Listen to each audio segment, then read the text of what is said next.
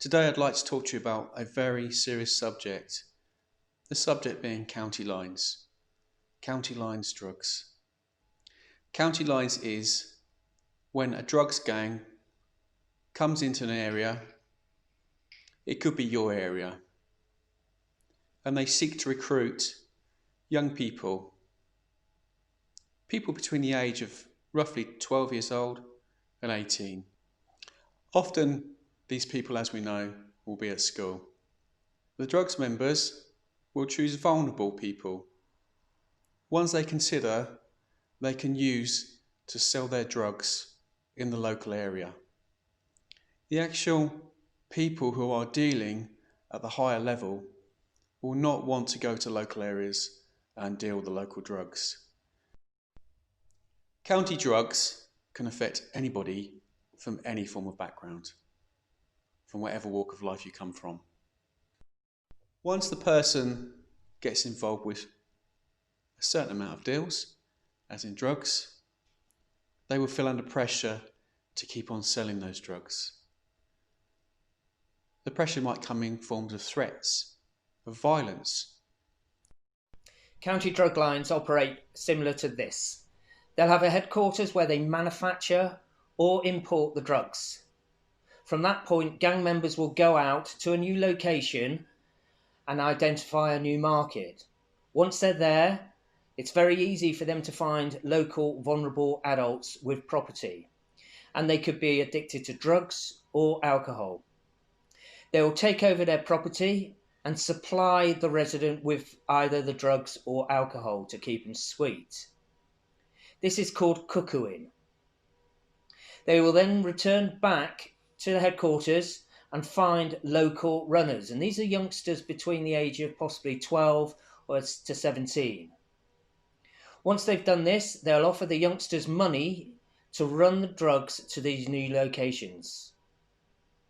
The youngster will use probably public transport, as in the buses or the trains, to go to these new locations and drop the drugs off at these new premises. They will return back with money to give back to the gangs. Now, this would happen successfully for a few times, but we've known youngsters to fail by the gang members actually mugging them on the way out there, taking the drugs, or even on the way back when they've got the money. So they return back to the headquarters with no money. Now they're beholden to the gang. They owe the gangs. So from then onwards, they'll be running free of charge. And in the past, they would get £200–300 for each run. The terms they seem to use are fam for family, cuckooing, as I've explained, and out there, and that's when they're actually doing their running. From these locations, youngsters will be found to do the local running, and this is to supply their friends and people they know who are addicted to drugs in their local area.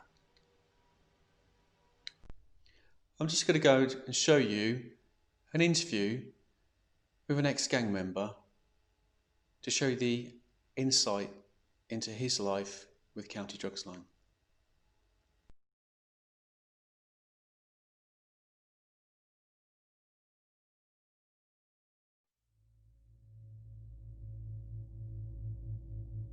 If you look back at everyone who sold drugs in this game, they're either dead or in jail. No one's ever made it that can flaunt his money. Put it this way, you got the army who go out to other countries and fight wars, right? They've got weapons, they've got equipment, they've got body armor, they've got all sorts of things, all sorts of training, yeah? They're getting paid to go and do this stuff. And then you've got a 15–14-year-old in his own little war zone. Because if it gets out of hand and where people are fighting for blocks and territory, it is going to get on tops. So imagine how soldiers all suffer from PTSD. Imagine what a 14–15-year-old is going to go through once he sees someone's guts on the floor. Which it happens. There's plenty of youths out there who's walked around and saw someone's guts on the floor, or his best friend getting stabbed in the head, and he has to hold the wound so he doesn't bleed out. Imagine what that kid feels like. A lot of youths out there, 14, 15, who suffer from PTSD. You don't want to be one of them. This game was designed for us to lose.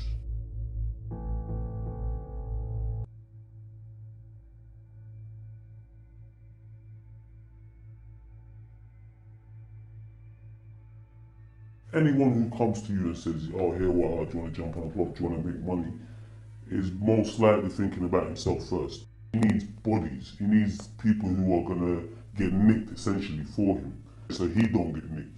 That's first and foremost. That's the reality of it. No one's doing it because they love you. No one's doing it because they're your best friends or they're your older brother and they're looking out for you. Hell no. Once you know that, then you know what you're getting yourself into. Once you understand the fact that this guy wants to use you. If I look up to someone and he's my role model, yeah, I'm looking up to him. Yes, that's me thinking about this dude, and is he thinking about me? Hell no. If I've got a kid who worships me, who thinks the world of me, is going to listen to whatever I say to him. He's going to do whatever I say to him. We'll put it on them that we're their friends, but in all reality, we've got our vested interest. We're being selfish. If, in other words, yes, maybe using them.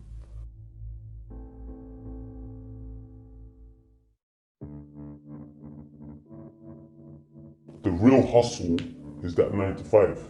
It's that getting that education. That's the real hustle. People who wake up in the morning, get that grind on, getting that money or getting that education, and becoming people who do make a difference in our world. That's the thing with people out on the streets. We're too weak-minded. We want that easy right now stuff. That ain't gonna get us nowhere though, is it? So if these kids want to know what the real hustle is, they need to look at probably their parents or people who are successful. At the end of the day, if it's money they want or they want to get rich, even if they do the numbers, if I've done the numbers of how much I'll be worth if I was doing 9 to 5 for the time that I've been in prison, I probably would have had more money than I was when I was shooting. Fact. So that's the only message I got for these kids who think that this is easier. This is much harder. You are definitely going to get nicked. Sooner or later, they're definitely going to get nicked. These guys who are putting them on, they get anyone who says yes, really.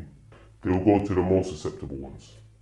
Because they ain't got the time to do all of that. Or it's either you jumping on or you're jumping off. Say kids are probably playing football in the park and you come up to them and say, oh yeah, you guys want to make money. It's as simple as that. Or you have one who's already on the block for you, who's been chatting to his age group, starting in the area.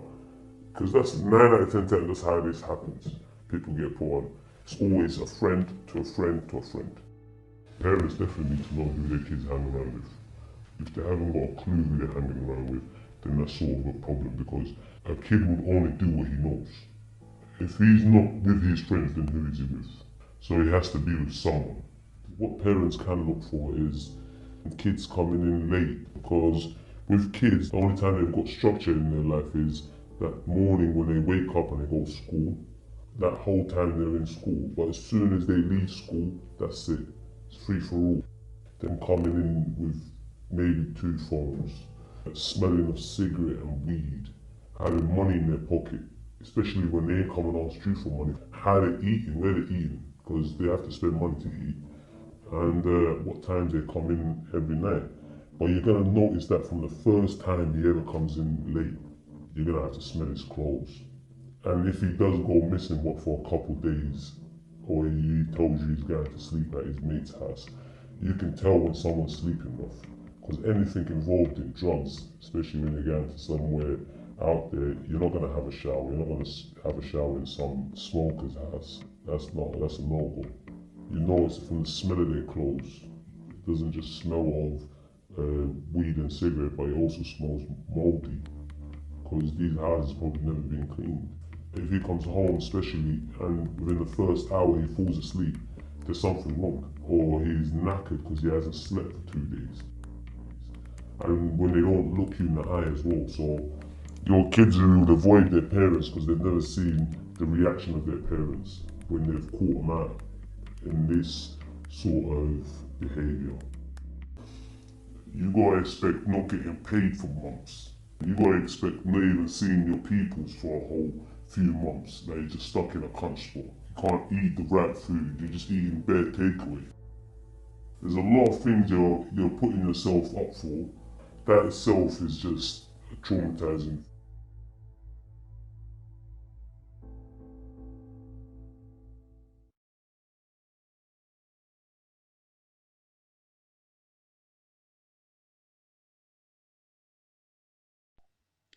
The whole idea of this presentation is to give you an idea of what county drugs lines are and how to prevent you in the first place from getting involved.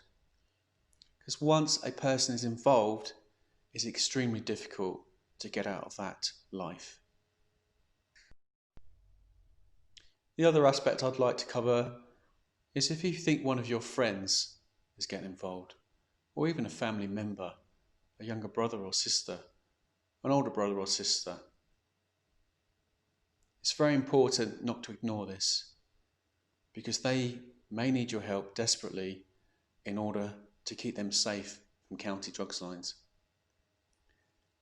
Contact a trustworthy adult. Contact the police. Contact Crime Stoppers. But please do not ignore the fact that someone you know, a friend or family member, if you've got suspicions they're getting involved with county lines, you need to act as well. Signs of drug exploitation. They could always be going missing from school or not even turning up to school. Travelling to places far away on their own. Suddenly having lots of money, new clothes, new phones. Receiving lots of texts, which is unusual. Carrying drugs or even selling drugs. Carrying weapons or knowing people with access to weapons. In a relationship and hanging around with people older than themselves and more controlling. Having unexplained injuries. Seems very reserved, and it seems like they're hiding something. Do they seem scared, or are they even self-harming? Let me just say one more thing about county lines. However much money is promised to you, or gifts that you've dreamt of having, there is never a happy ending if you get involved in county lines. Thank you for listening to me.